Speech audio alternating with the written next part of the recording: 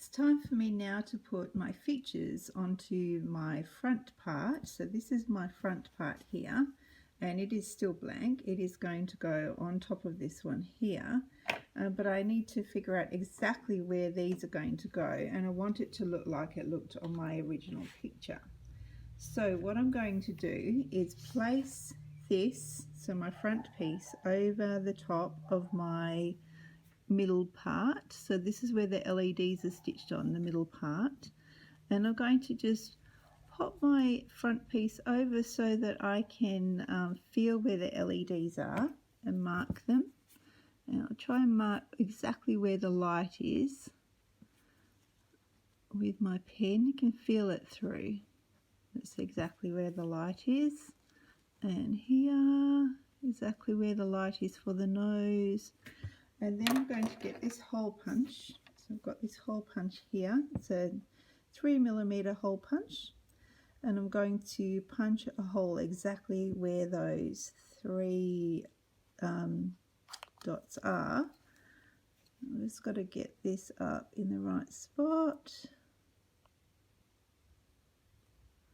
and it's right over it, and go punch pretty hard. And the hole has been punched, it just needs to be pulled out. There we go.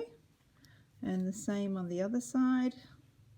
So directly in there.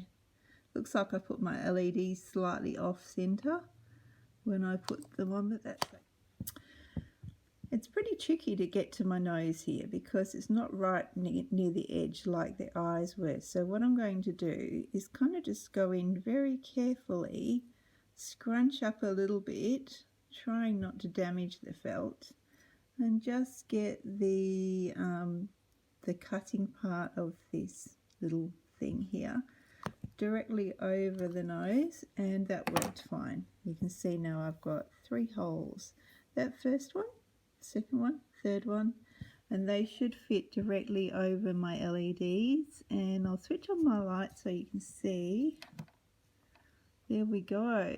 So now I'm going to have some rather bright looking little lights kind of shining through there. Now I also have some eyes to go on top, so I will also need to mark the center of the eyes and punch those out as well. Here we go. So I've got one of the eyes in here. You can see the other one is just here and it's marked, and I've had to just make sure that that punching part is directly over where the mark is. Now I have used my trusty markers that don't sort of stay on there. So if you use one of these friction markers, whether it's your own or one that belongs to E-Textiles, then you will actually be able to iron off any marks that stay on there. So if I cut this now, okay, and then get it out, you can see that there's a little bit of blue around it. That's okay because I can just gently iron that. I put it on the iron on a low setting on silk or wool, and that will just iron directly off. So I've got a little bit of glue on my toothpick, and I'm just basically going to put a tiny bit of that first onto here, onto my monster. I'll put it just a few dabs of it.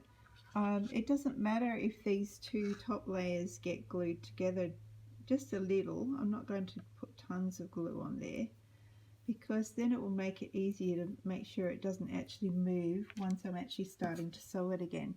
So then I can put this back on with the lights and just make sure that it's perfectly matching. So here's my glue going on the back of my eyes now, and I've put it onto this ice cream carton lid just so that I don't end up splurting too much on there, because if I splurt this craft glue, it basically comes out quite quickly towards the end and you end up with a big blob, which probably is okay in some circumstances but not particularly for this.